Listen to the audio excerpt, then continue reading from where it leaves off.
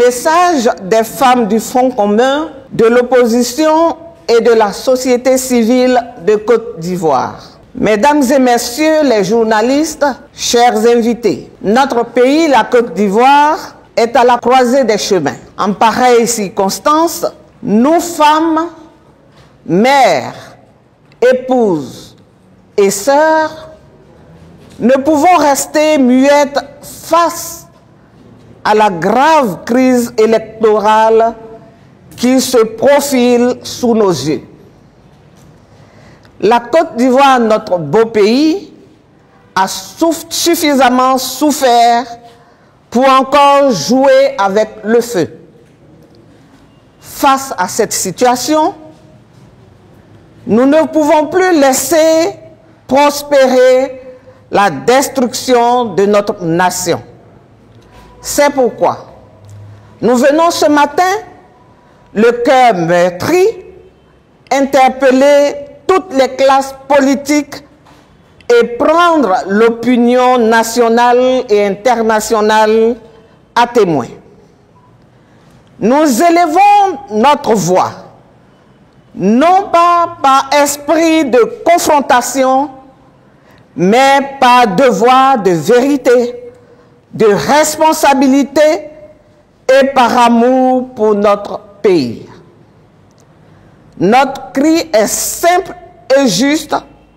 Nous voulons la paix, la justice, la démocratie et le respect de la Constitution.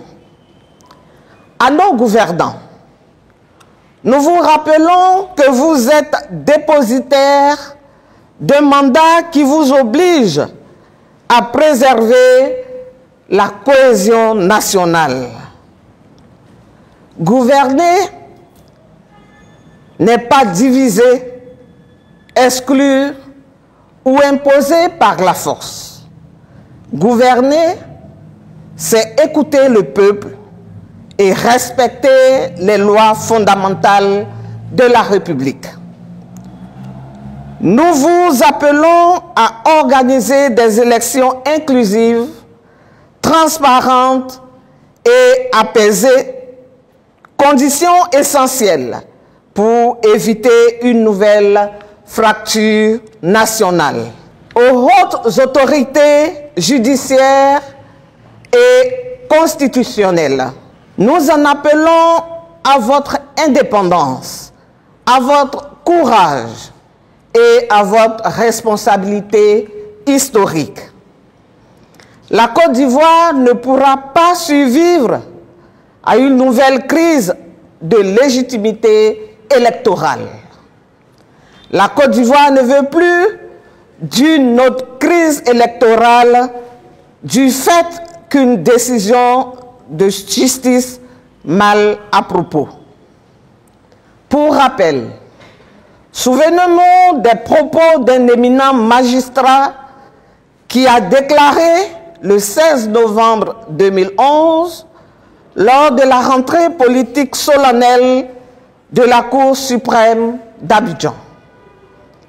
Disons-nous la vérité et reconnaissons que par la faute de certains d'entre nous, le peuple au nom de qui nous rendons la justice et qui est notre juge n'est pas loin de nous retirer sa confiance, si ce n'est déjà fait. La Côte d'Ivoire est en train de rebondir, mais il suffirait d'une décision de justice malheureuse, une seule, bien relayée par la presse et par Internet, pour briser cet élan. Malheur donc à qui celui par qui un tel scandale arrivera. Je ferme les guillemets. Chers frères et chères sœurs, membres des hautes institutions judiciaires, Dieu a parlé à travers cet éminent magistrat. Écoutons-le. Aux chancelleries et institutions internationales, nous sollicitons votre vigilance et votre action concrètes. Vous avez le devoir moral et diplomatique d'accompagner notre pays vers des élections crédibles. Nous refusons que la Côte d'Ivoire soit encore le théâtre de violences évitables. Votre rôle est d'empêcher et non de constater après coup les drames humains qui ensanglantent nos foyers. Aux forces armées et forces de sécurité, nous vous appelons à demeurer républicaine. Vous êtes au service de la nation et non d'un régime. Souvenez-vous que vos armes ne doivent jamais se retourner contre vos frères et sœurs. La mission sacrée de l'armée et de la police est de protéger les citoyens et de garantir la paix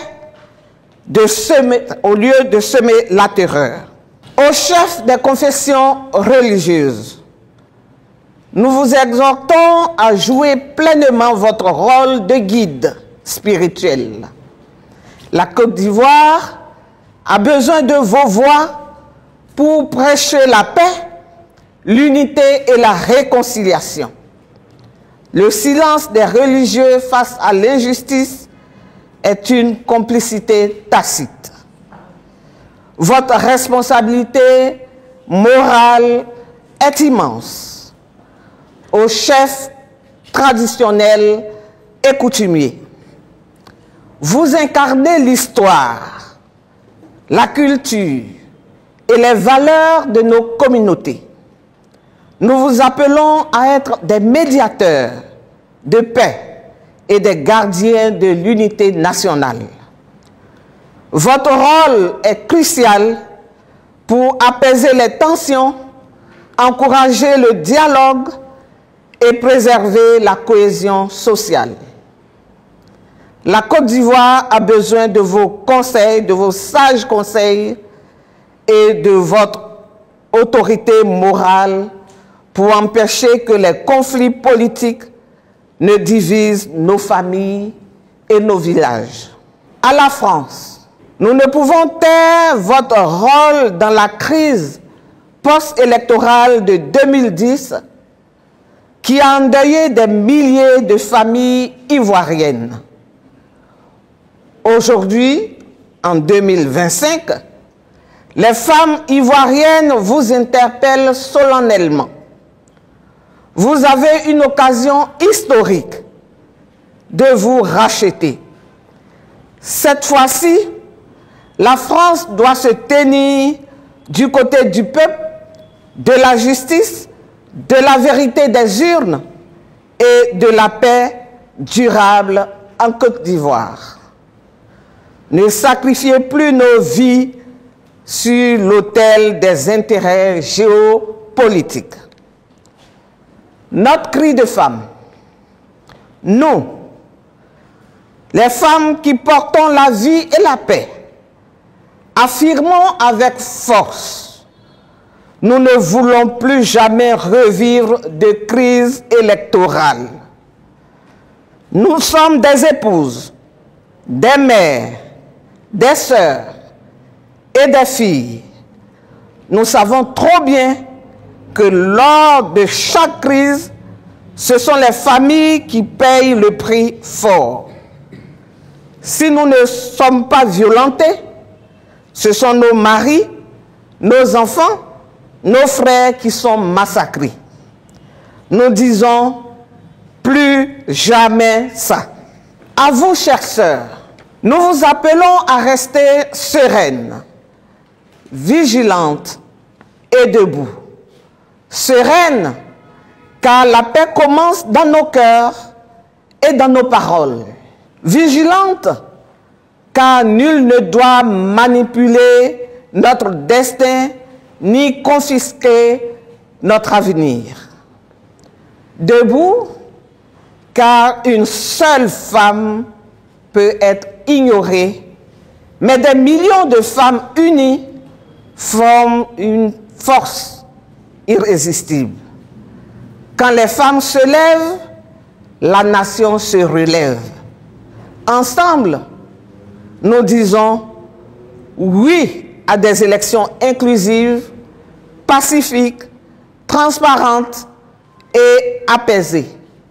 Oui à la paix et à la vraie réconciliation. Oui à une Côte d'Ivoire unie et prospère.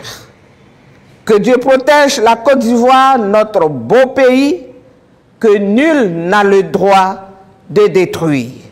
Fait à Abidjan le 5 septembre 2025, je vous remercie.